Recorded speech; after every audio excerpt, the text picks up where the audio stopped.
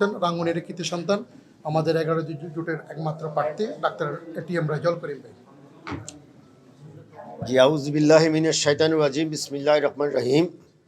সম্মানিত সাংবাদিক ভাইরা এবং সম্মানিত রাঙ্গুনিয়াবাসী, আসসালামু আলাইকুম রহমতুল্লাহ বারকাতুহু। আসলে আমাদের নির্বাচনী উৎসবের আর মাত্র 2 দিন বাকি। আমরা অত্যন্ত গভীর উদ্বেগের সাথে লক্ষ্য করছি, আমরা গত রাত্রে আমাদের একজন সংসদ নির্বাচনের প্রার্থী, আমাদের একজন ভাই অ্যাডভোকেট ইকবালের উপর একটা গ্রুপ, সন্ত্রাসী গ্রুপ, সে একটা প্রোগ্রামে গেছে, একটা প্রোগ্রামের উপরে হামলা হয়। খুব নিন্দা জানাই এবং আমরা চাই যে এরকম সন্ত্রাসী যারা কার্যক্রম করছে ওই সন্ত্রাসীদেরকে যাতে অবিলম্বে গ্রেপ্তার করে এটা একটা নির্বাচনের সুষ্ঠু পরিবেশ যাতে প্রশাসন নিয়ে আসে। যে দলের পক্ষ থেকে যে ঘটনাটা ঘটলো, এরা কিন্তু তার আর কয়েকদিন আগে 6 তারিখ আপনারা দেখেছেন আমাদের মহিলাদের উপর হামলা করেছে 1 নম্বর নোয়াগাঁ ইউনিয়নে, এবং আমাদের কয়েকজন ভাইকে আহত করেছে। আমরা এটা মামলা করেছিলাম, কিন্তু এখন পর্যন্ত তাদের কাউকে গ্রেপ্তার হয়নি। ওটা যদি গ্রেপ্তার হতো তাহলে কিন্তু এই ঘটনা আর ঘটনার দুঃসাহস দেখাতো না। মানে আমরা যারা রাঙ্গুনি, আপনারা আছেন রাঙ্গুনির জনগণকে আমরা ধন্যবাদ জানাই। জনগণ যাতে এই ধৈর্য ধারণ করে, কারণ আমরা চাই সকলে একটা সুষ্ঠু পরিবেশ, সুষ্ঠু নির্বাচন।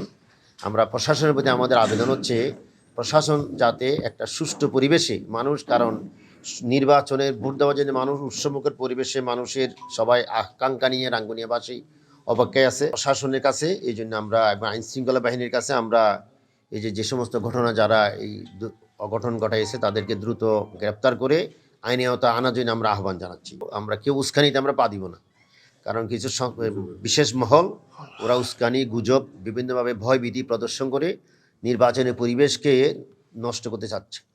বিশেষ করে আমাদের সংখ্যালঘু যারা আছে ওনাদের কাছে বিভিন্ন জায়গায় হুমকি দিচ্ছে যাতে ভোট কেন্দ্রে না আসে।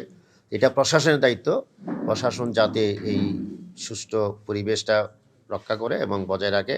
প্রশাসন ইতিমধ্যে আমাদের রাঙ্গুনিয়াতে অনেক আইনশৃঙ্খলা বাহিনীর প্রচুর সদস্য আমরা দেখতে পাচ্ছি।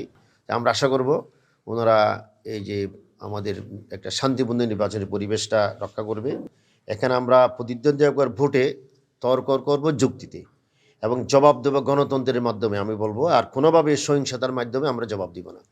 আসুন আমরা সবাই মিলে রাঙ্গুনিয়াতে একটা সহিংসা মুক্ত, নিরাপদ ও মর্যাদাপূর্ণ রাখি এবং নিজেদের সম্মান, ভবিষ্যৎ জানমাল রক্ষায় আমরা ঐক্যবদ্ধ হই।